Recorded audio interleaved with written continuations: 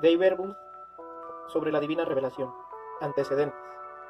El documento tiene sus referencias en las dos grandes encíclicas bíblicas a las que conmemora. Providentissimus Deus es de 1893 y Divino Afflente Spiritu de 1943.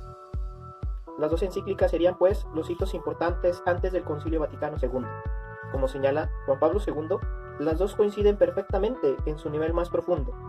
Ambas rechazan la ruptura entre el humano y lo divino, entre la investigación científica y la mirada de la fe, entre el sentido literal y el sentido espiritual. Aparecen, por tanto, plenamente en armonía con el misterio de la encarnación. Y en la historia de la investigación, las dos señalan el estado de los estudios bíblicos al llegar al Concilio Vaticano II. Han quedado resueltas las cuestiones que afectan a la relación de la escritura con los fenómenos estudiados por la ciencia.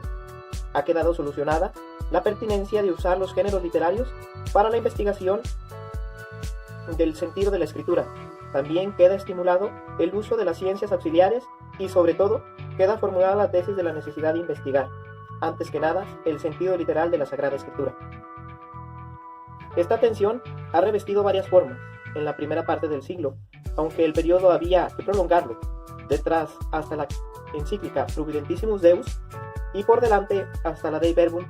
La cuestión se centraba en las dificultades que planteaba la exégesis crítica a la veracidad de los contenidos de la Sagrada Escritura.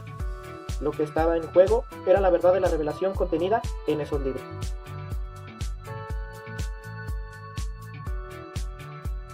A menudo, la investigación proponía para un texto de la Sagrada Escritura un sentido distinto y normalmente menos trascendente, el que hasta entonces se había tenido por correcto y por revelado. Contenidos y temas. Capítulo 1. La revelación en sí misma. Hecho y carácter de la revelación, sus etapas históricas, su culmen en Cristo, la respuesta humana a la revelación.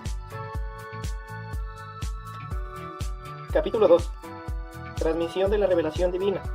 Por ser histórica y por haber tocado ya su culmen, la revelación ha de transmitirse a todas las generaciones por una tradición continua que contiene toda la revelación y que la desarrolla, garantizando toda su vida porque la teología es portadora de la revelación.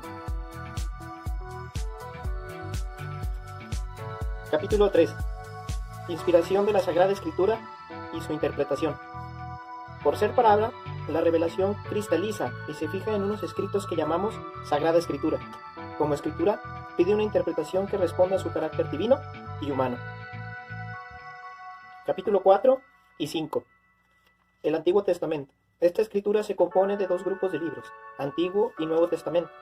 El Antiguo recoge la antigua economía de la salvación, mientras que el Nuevo Testamento comprende los Evangelios en el puesto central y otra serie de escritos sobre el misterio de Cristo y la vida de la Iglesia. Capítulo 6. La Sagrada Escritura en la vida de la Iglesia.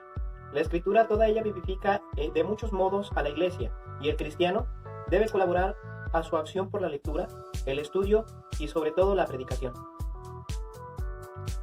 Recepción e impacto. Años después de la promulgación de la Dei Verbum, se podría decir que la palabra de Dios no solo es el alma de la teología, sino que se ha convertido en uno de los bastiones en los que se arraiga la reflexión y la vida espiritual de las comunidades cristianas.